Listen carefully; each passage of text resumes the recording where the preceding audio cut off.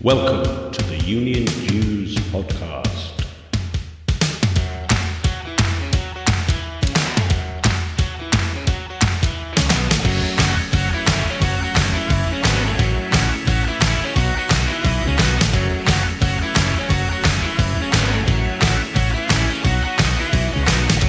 The UK's only all things union podcast, designed for your downloadable digital delight and appreciation.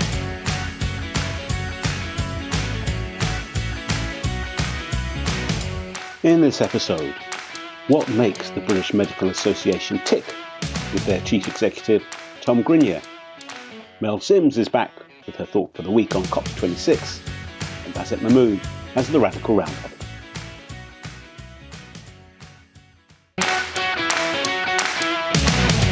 Hello and welcome to Union Jews, the UK's only all things union podcast. I'm Simon Sapper, and take a listen to this. Yo, I've been hearing a lot of trash talk about unions, saying these ain't the friends to be choosing, out for themselves, not for others. You might have heard unions ain't good for your health, brother. Well, yes, that's Luke Roderick with his 1 minute union rap. We'll be hearing more from Luke later on in the show. And what a show we have lined up for you. Our special guest is the British Medical Association's Chief Executive, Tom Grinier. This is an organisation with 150,000 members, overall assets of over 130 million quid, but it's dealing with chronic underinvestment in the health service, a pandemic of unrivalled, unprecedented proportions, and a generally hostile environment. What makes the BMA tick? How fit is it for the future? You can find out by listening to Tom in just a few moments' time. It's great to welcome back Professor Melanie Sims, a Professor of Work and Employment from Glasgow University, who will share with us her thought for the week, this time on, what else, COP26. And Basit Mahmood from Left Foot Forward will be joining us with this week's Radical Roundup. Now, over the summer, Mel Sims was telling me how much she was looking forward to COP26 coming to her adopted hometown of Glasgow. She was a bit worried, she said, about the impact it might have on COVID rates in the city, but nevertheless, it was a good thing and something she was very much looking forward to. So it's no surprise and absolutely appropriate that this week her thought for the week is on trade unions and the green climate change agenda. There's undoubtedly a pressing need to develop concrete plans to try and limit the worst effects of climate change. In an unfortunate turn of events, I've actually been quarantined for most of the conference and unable to attend most of the things that I'd booked. So I've mainly been observing things from the confines of my flat. And whilst I'm sad to have missed the main climate march, the internet broadcasts both of the main conference and many fringe events has allowed me to engage more broadly than I probably otherwise would have done. One of my key takeaways is that although the Labour movement is a lot more present at this conference than many climate change events, there's still a very long way to go to make the mainstream case for good work in a just transition. In an excellent speech to the main Congress, the General Secretary of the Scottish TUC, Ros Foyer, laid out that case for the just transition and the idea that it needs to be based on full employment and high quality unionised jobs. But to do that effectively, it's clear to me that unions need to be at the heart of the debates and policy making in this area. And whilst it was great to see a strong union presence at the conference, there's still a lot of work to do to embed the principles of just transition into trade union activities. And I think the challenge ahead for all trade unionists around the world is to make sure that collective bargaining and workplace change reflects the commitments of conferences such as COP, so that we can be central to delivering a fair outcome for working people.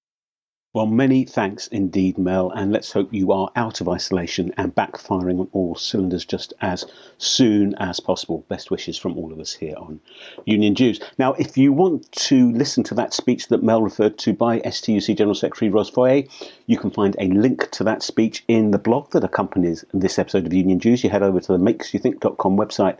Under the blog section there, you will find an explainer, a signposter, packed full of background and useful information, including, as I say, that link to Ros's contributions. And of course, Ros was our guest on an earlier episode of Union Jews, which you can download or stream from the podcast platform of your choice. Just one final thing to say, and that is obviously with the COP26 outputs not really being as anywhere as good as we'd hoped or as we need as a planet, let alone a trade union movement, I will be catching up with some trade union climate activists later in this series of Union Jews to talk about where we go next in terms of the campaign for a just and sustainable transition. And now to our special guest for this episode, and I was delighted to welcome onto Union Jews Tom Grinier, who is the Chief Executive of the British Medical Association. Now, the BMA occupies obviously a special pivotal role, you could say, in society at the moment, grappling with underfunding of the NHS, which is the main employer for the BMA's members, unsympathetic, quite crass government comments about GPs not seeing enough people face to face, which caused great offence and has caused the GP committee of the BMA to run a consultative ballot that may be a precursor to industrial action. But what makes the BMA tick? And in particular, when you think about the BMA's strapline, which is looking after doctors so they can look after you, well, what does that mean in practice? What does that mean in day-to-day, everyday work for the BMA? That's what I started off by asking Tom. What does that strapline actually mean? I mean, I think it's a really inspiring strapline, and I think really sums up the two sides of the BMA. The we look after doctors piece, that's very much the trade union side of what we do. And then you've got the so they can look after you, which is the origins of the BMA, and indeed the BMJ, which is the professional association side of the piece. And my career is, over the last 25 years, has sort of spanned both big trade unions and big medical royal colleges. And I'm going to say, I think in some ways, when the BMA is at its best, it's the best of both. Right. Well, I mean, you've preempted one of the questions I was going to ask you, which was comparing your past existence, now some time ago, of course, as a national official with the PCS, with Royal College of Anaesthetists first, and now the Royal College, and now the British Medical Association. A compare and contrast between those three organisations would be fascinating and probably take up much more time than we've got. But what would you say are the main differences, particularly between, say, PCS and BMA? I think it's a really good question. And I think if I think back to my time at PCS, so 25 years ago, I started working for the Civil and Public Services Association, which was the admin grade civil service union that a couple of years later was to be merged with what was then the PTC to form the PCS, the at the time 250,000 strong civil service union.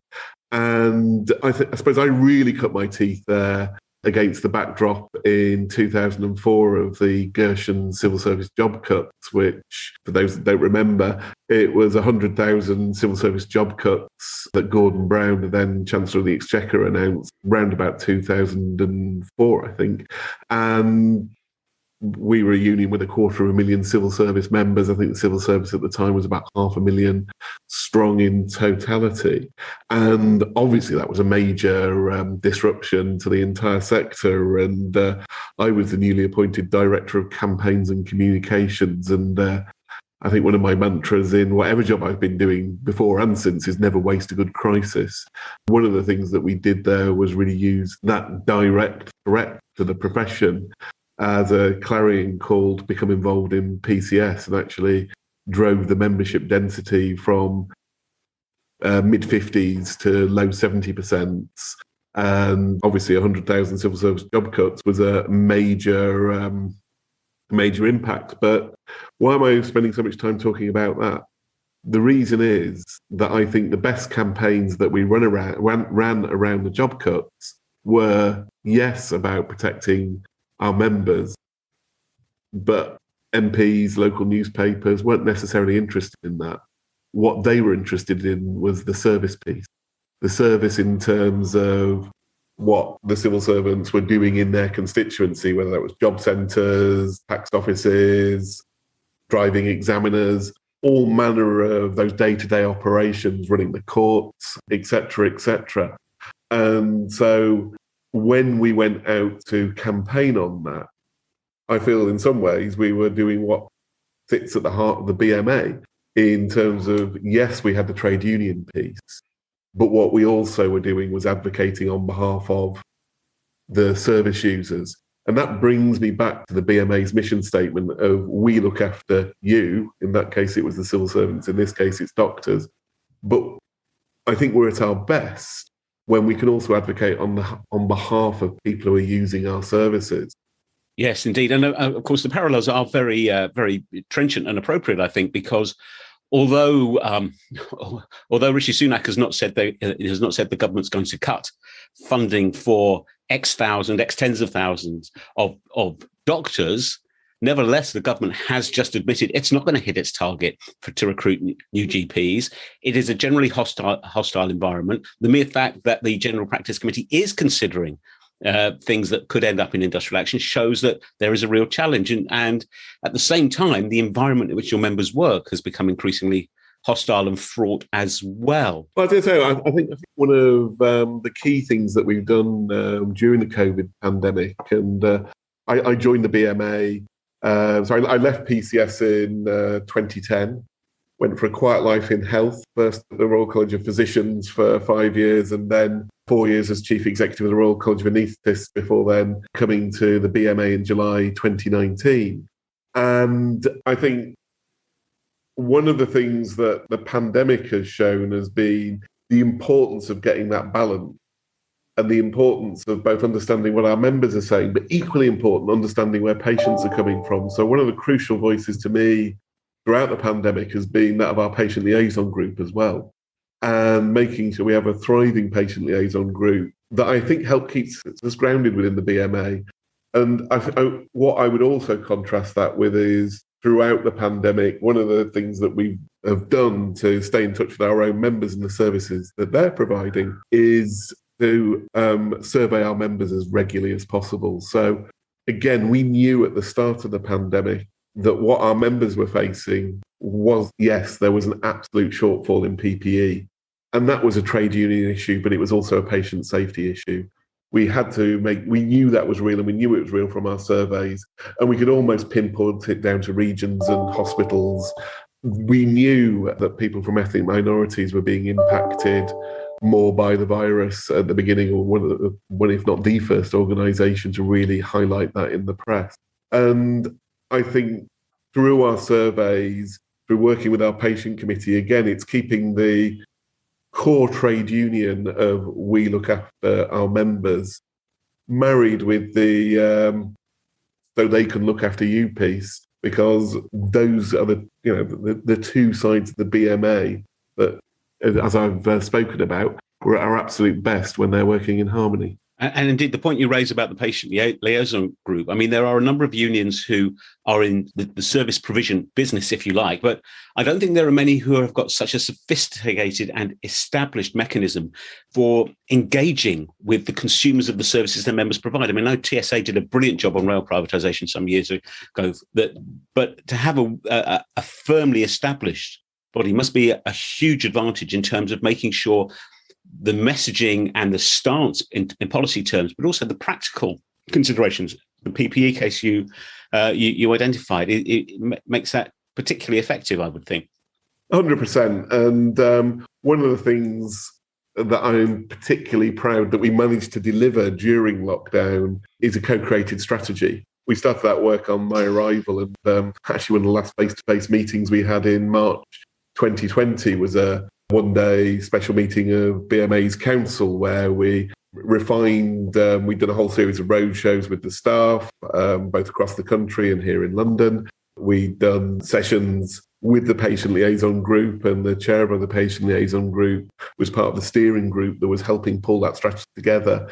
And so when we then took that to our elected members, who we'd consulted throughout the principal executive body, and as with any trade union, in the BMA's case, the council, it had that feeling of being co-created by three different parts: the staff, the patients, and the members. And having that patient voice, I think, makes it the stronger for the strategy. So the four principal pillars are around, yes, member engagement, yes, representing the profession, yes, influencing, and also running the BMA well. There is a strong strand within there of the professional activity piece, combined with the negotiating, combined with the trade union. And I think overarching that, I'll keep coming back to our mission statement of looking after doctors so they can look after you. I mean, that's a fascinating picture that you portray. And I imagine colleagues in other unions who are thinking, hang on a minute, the service users, the executive council, and you've got a large executive council, well, over 70 places on that council, I believe, and the staff all working in harmony. How does that work? I'd love to tell you it always works in harmony. But I think one of the things that was particularly important to me was trying to get some sort of strategic framework to help that harmony. So those 4 strategic pillars, and they were really tested by COVID, but having that mission statement, so going back to the PPE example, we really thought internally, because we were going to be the first major organisation to come out and say, no, this is a real issue. Yeah. And it is a trade union issue because, fundamentally, a safe working environment is fundamental to any trade union. But equally, there was that bit, do we really want to, because there was a lot of supporting of the government's position and everything else, how do we want to do this in as safe a way as possible? And that's where coming back to our strategy and coming back to that mission statement of we look after doctors. Yeah. One of the other things that we did at the start of the pandemic, which I'm hugely proud of, is we have our contact centre, First Point of Contact, which is a call centre that based up in Glasgow. And we took the decision to move that to 24/7. Such was the impact and that piece of we look after doctors. And particularly, again, as well as our survey work, we knew PPE was an issue. People were contacting us. What do? We think we're about to run out. We're running out, etc., etc.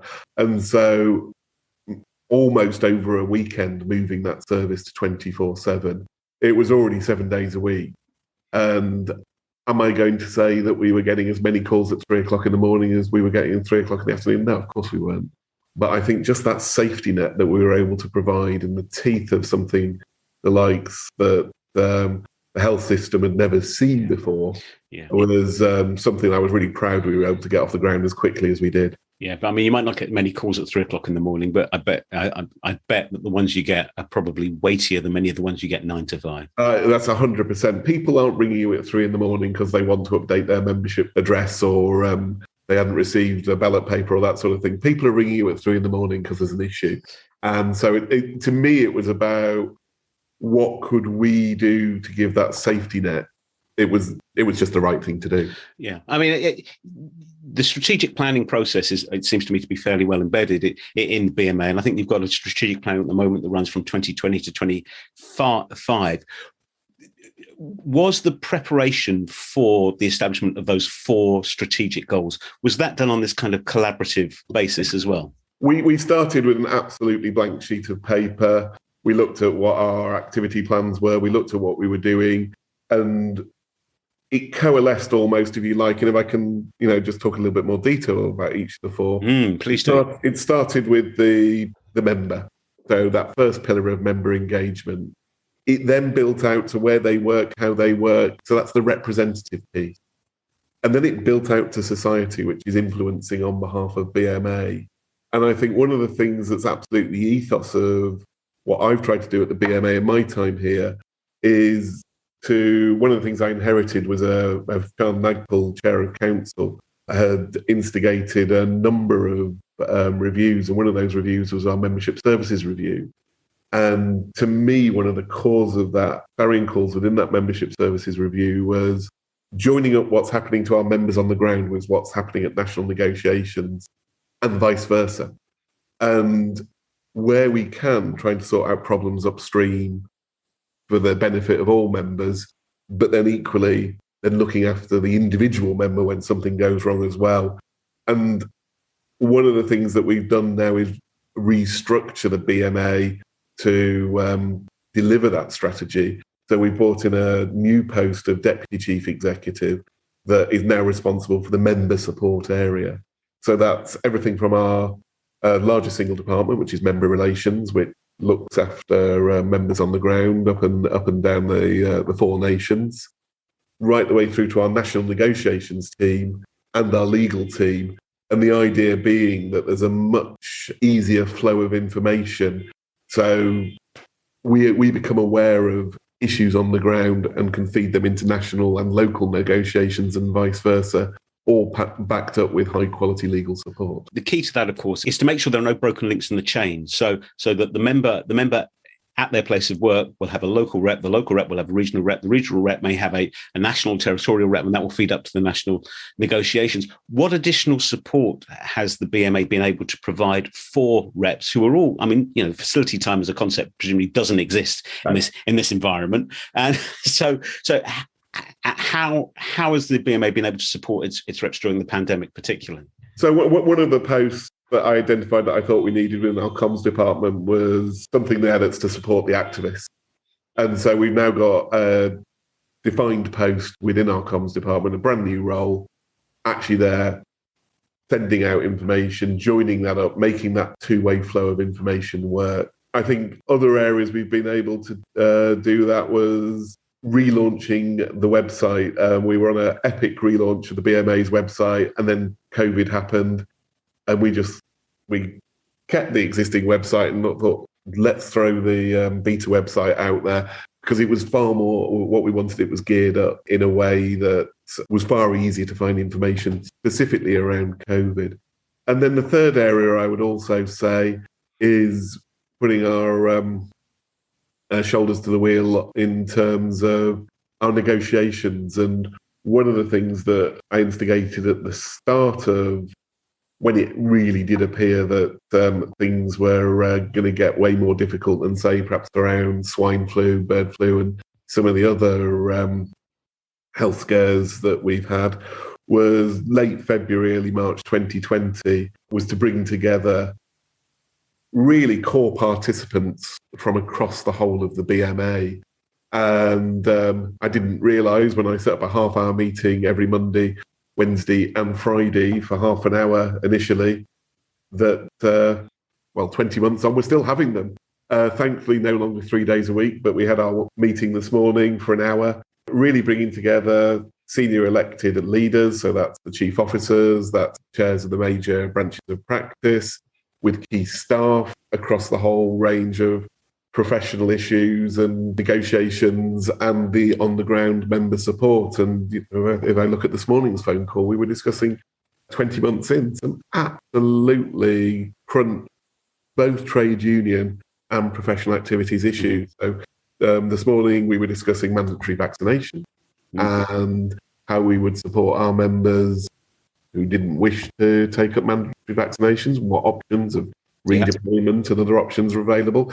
So both a trade union issue and also a professional activity issue, an ethical issue, and a user issue. Because if you take out 10 or 20% of the workforce at a stroke, there's a challenge for sure. I'm pleased to say it's not certainly when it comes to doctors, it's not as many as 20%. I was thinking care sector more than health sector. No, it's an issue across the whole health care and social care sector. So discussing that, and I think that almost the informal nature of those calls and at their height. So April, May, June 2020, at their height, we were meeting for an hour on a Monday, Wednesday, Friday, and we started the week again on the Monday, just sort of playing catch up. So we were meeting Saturday and Sunday morning as well. I'm pleased to say not at 8:30, it was a more civilized 11ish, but we were meeting on a Saturday and Sunday, because quite often we'd be hit by those issues that come in over the weekend that anybody who works in a hospital will be familiar with, in terms of coping through the weekend became an issue as well. Yeah. Has there in fact been a kind of membership or organising dividend from having to work at such pace and in such extreme circumstances? In terms of membership, we took a hit in terms of our membership last year, and having initially, I think we did two really progressive things with our membership to begin with. We gave free membership to all retired doctors who were returning to the register, which was something we felt at the BMA that was something that we could do, that was supporting the profession, or supporting those who'd retired from the profession back into clinical practice. And we also gave free membership to those students who were being moved rapidly from their final year 5 into medicine. Where we then suffered in 2020 was around recruitment. So retention wasn't a problem, recruitment was a problem. In particular, not amongst practicing members, but actually amongst students, because quite simply, we weren't able to get out, do freshers' fairs and do the face-to-face stuff. I'm really pleased to say membership has surged back this year. And if I look at the figures when I arrived in July 2019 to the month that we've just closed out in October 2021, we're roughly 10,000 or so members ahead of where we would have been. And I imagine if we'd not had the recruitment difficulties we'd had last year, we'd be even further ahead than that. And one of the challenges that we're actively working on is how we go back and pick up those members that we may have missed, for potential members that we may have missed for one reason or another. Well, Dennis, if there are strong local networks, then it makes that task much easier. If we move away from the kind of servicing, organising kind of area and look at some of the kind of structural or constitutional issues that impact upon the BMA. Of course, there's the BMA and then there's the Royal College of GPs. What's the relationship like between the BMA and the Royal Colleges? Because not just the Royal College of GPs where you'll have members, it will be in other Royal Colleges as well. What's the difference between them and where does the boundary lie? So as a bit of a Royal College insider before I arrived at the BMA, I think the Royal Colleges are clearly there for their specific specialties to be the professional body for their specific specialty. So my immediate membership body that I was chief exec before becoming chief exec of the BMA was the Royal College of Anaesthetists. Secondary care is the largest specialty. And the Royal College of Anaesthetists, like all Royal Colleges, does a number of things that the BMA don't do. What's that? They set the curricula, they examine, they run events that are aimed and training that are aimed at that specialty, and they advocate for that specialty. The BMA, then, on the other hand, is the trade union, the recognised trade union for all medical specialties across the 4 nations, but is also the professional body then for all doctors. So going back to the start of the pandemic, we were working on various pieces of guidance, ethical guidance, in partnership with the Royal Colleges. We do meet regularly with the Academy of Medical Royal Colleges, the umbrella body for Royal Colleges, and we will have individual links into and with a good number of the Royal Colleges as well. Yeah, I think that's a very, thanks. I bet that's certainly a really clear split. You negotiate, they advocate, and that, there are clear things that go along with that. And then the other thing that I think is a popular misconception that certainly a lot of our listeners will have, I think, is to think that the British Medical Journal, the BMJ, is the official mouthpiece of the BMA, whereas, of course, it's not. It's not at all. No, and one of the highlights for me of lockdown was listening to the weekly media show on Radio 4 and hearing Fee Godley, the excellent editor of the BMJ, being interviewed on that and talking. She was asked exactly that same question by Amal Rajan about, well, you're owned by the BMA and aren't you their mouthpiece? And she said, no, we have editorial independence. And the BMJ, and that in 2019, there was a debate at our annual conference, our annual representative body, about BMJ editorial independence. And that was reaffirmed by quite a majority, a substantial majority, that editorial independence is really important. As a medical body, one of the things that's really important is peer review and editorial independence, and that then leads to impact factor. And I do believe that the BMJ is one of the jewels in the crown of BMA membership, in that you do get the BMJ magazine as part of your membership subscription. But within that, there is that editorial independence, and the BMJ enjoys the second highest impact factor in the country and the 4th or 5th highest impact factor in the world as a journal, which is to be absolutely cherished and prized, in my view. And one of the things that my official title is Group Chief Executive. So when we think about the BMJ, we think about 2 things. We think about the BMJ as the journal in and of itself, but the BMJ is also an independent company from the BMA that runs about 70 titles, a lot of them in partnership with specialist societies and Royal Colleges and others. And as running that stable of journals, I think gives a really powerful voice to a medical publisher. And as Group Chief Executive, probably about 80 to 90% of my job is the BMA, but I also sit as an ex officio director, along with the BMA's treasurer and 3 appointed BMA members on the BMJ board. But that's the board that runs the company. It's not the editorial board. Because again, that reinforces that independence in terms of the editorial. Yeah, and I think that must be very helpful, actually, because, of course, when you're a director, either an NED or an executive director of a company, you have a certain legal framework that you've got to comply with, which is, irrespective of anything else. But I imagine, that those stats about the impactful nature of the BMJ, that must be of particular comfort when, say, BMA Council and BMJ editorial lines are at conflict with each other, which I imagine must happen from time to time. And it does. And I think, again, it's part of the rules of the game. Editorial independence comes also with editorial responsibility. And the BMJ will take a line. That is their line to take. So we have been at odds in various areas, and we manage that within the BMA and between the BMJ. Yeah. So the doomsday scenario of BMA Council voting to end its association with the BMJ is hopefully hypothetical. Well, it's certainly not something I've heard suggested. Okay. The other thing, while we're on controversial and hot topics and things that are distinctive about the BMA, TUC affiliation. Historically, BMA's not been affiliated to the TUC, not been interested in affiliating to the TUC.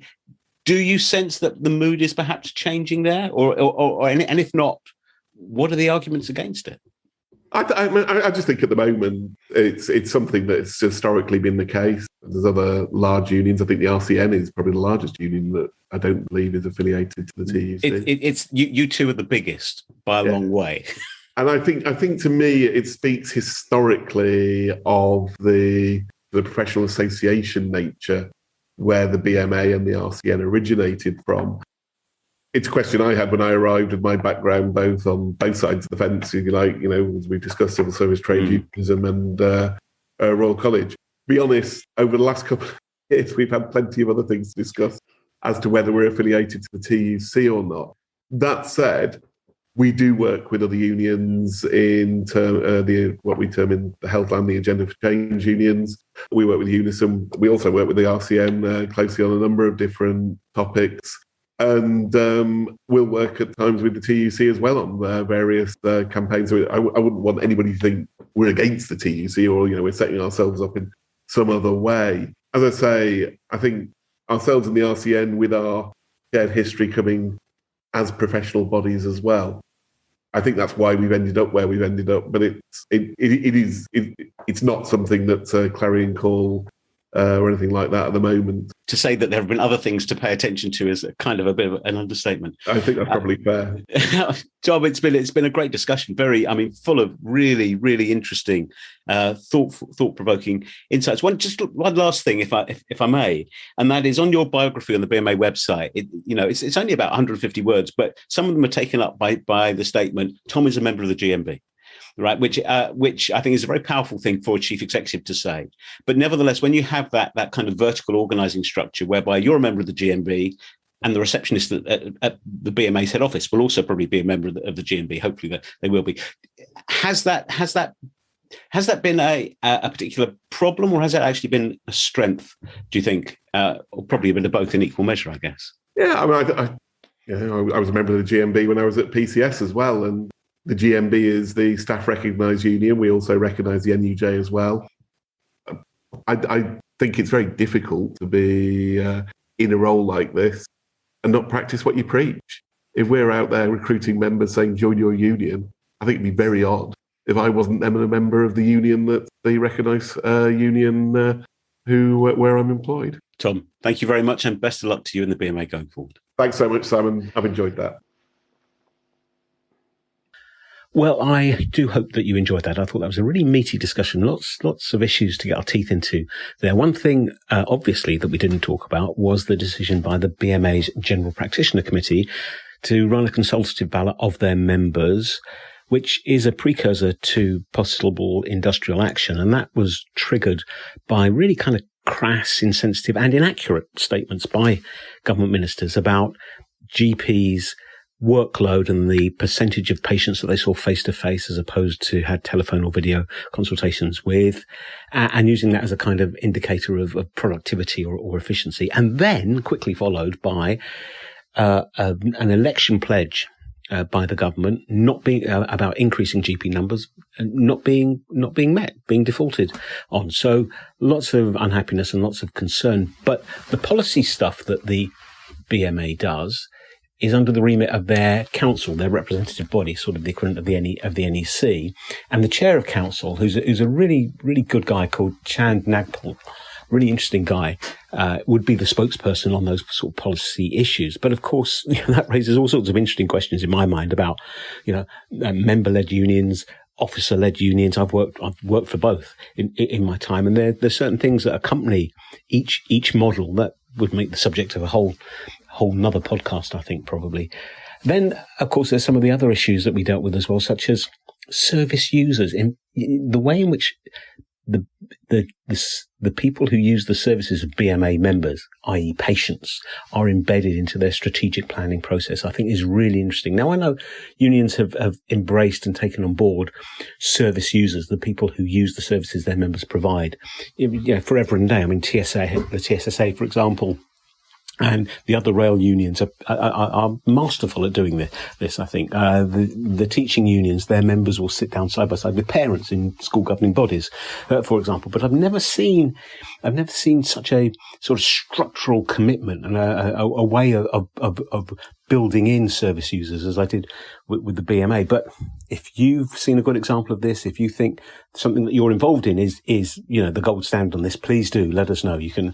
You can email the show at unionjews@makesyoutthink.com. You can tweet us at Jews Union. We'd love to hear from you. Certainly. And then, of course, there was some crazy kind of things, about how the BMA owns the BMJ, but the BMJ is not the mouthpiece of the BMA. But you heard Tom's description of how that works and what the advantages and the perhaps the not so great features of that arrangement are. And then, of course, you've got you've got this confusion that exists quite widely, I think, between the BMA and the Royal College of General Practitioners. And I thought, again, Tom's clarification on that: BMA negotiates, Royal College of GP advocates. I thought was a very good, clear definition. But if you want to find out any more about any of these issues, head over to the makesyoutthink.com website. Look in the blog section. You'll find the companion blog to this podcast. And in there, you will find links, signposting, background, all the things you could need if you want to follow any of this up. Now, it's time for the Radical Roundup. And I'm delighted to introduce you to Basit Mahmood, who is the editor of Left Foot Forward, and he's joined us today to make his debut on Union Jews. So, Basit, what have you got for us? Over to you. Thank you so much, Simon. Now, we've got quite a few interesting stories in this week's Radical Roundup. We'll start off with Unite's dispute with Weetabix. Now, Unite says that it has irrefutable evidence that Weetabix is using fire and rehire tactics to attack the wages and conditions of Unite engineers, including the threat of sackings. Now, earlier this week, a senior Weetabix director made a public statement alleging that the present dispute had nothing to do with fire and rehire. However, Unite have now hit back and say its engineers at Weetabix factories in Kettering and Corby, Northamptonshire, are currently taking strike action for 4 days a week against company moves to attack their wages, terms and conditions. The union says that it could cost some engineers a loss of wages amounting to £5,000 a year. This is despite the fact that last year, Weetabix turnover grew by 5% to £325 million and profits leapt up by almost 20% to £82 million. Now, sticking with the topic of fire and rehire, the GMB union says that ACAS's fire and rehire advice is worthless to workers who have been sacked. The union is calling on ministers to legislate properly to make the archaic practice of fire and rehire illegal. Andy Prendergast, GMB National Secretary, said that whilst the ACAS guidance over fire and rehire may be helpful to some, it will be ignored by bad employers and doesn't change the fact that the government has failed workers by failing to legislate against this insidious practice. And finally, Living Wage Foundation figures released last week showed that low pay is endemic in modern Britain. 1 in 6 workers are now earning under the real living wage. That's led to TUC General Secretary Francis O'Grady saying that every worker should be able to afford a decent standard of living. These new figures from the Living Wage Foundation show that low pay is endemic in modern Britain. Millions are in jobs that don't pay the bills or put food on the table. That's all from me this week, but you can find a full list of our stories on the Radical Roundup on Wednesday. Back to you, Simon.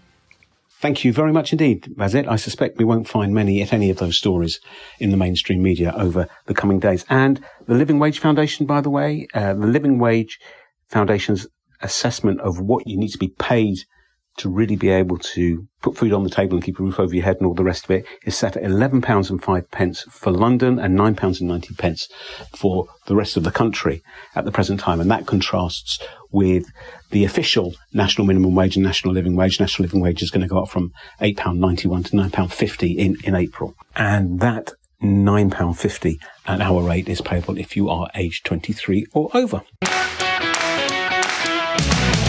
That's just about it for this episode. We're just about out of time, but thank you so much for listening. I hope you've enjoyed it. Hope the last half hour or so has given you food for thought, made you think. If you do have comments, points of view, if you've got suggestions for people we should have on the show or subjects we ought to cover in future episodes, then do get in touch. Do get in touch. You can email the show at unionjews@makesyouthink.com. You can tweet us at JewsUnion. And if you go onto the podcast platform of your choice, you can subscribe to the show so you get each episode just as soon as it drops. You can rate us, you can share episodes.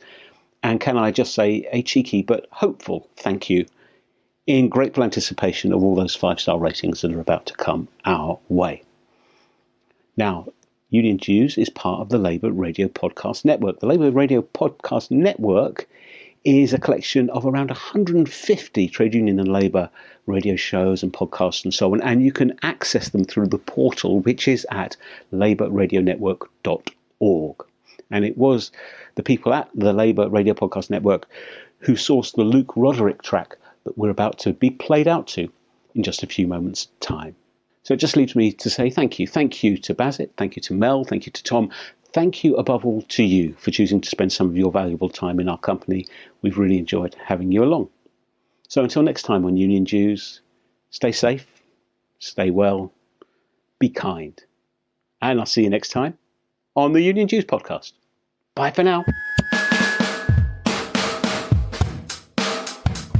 Yo, I've been hearing a lot of trash talk about unions, saying these ain't the friends to be choosing, out for themselves, not for others. You might have heard unions ain't good for your health, brother. Well, let me spit it for you, got something to say. It's because of unions, we got an 8-hour workday. This ain't no commercial break, my friend. Unions are the peeps who brought you the weekend. Probably never think about it, la-di-da-di. Unions fought hard for your right to party.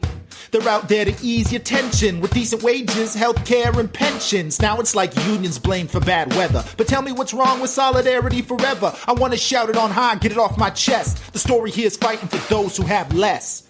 So when unions are bad guys in the propaganda war, think what they've done, where they stand, who they fight for.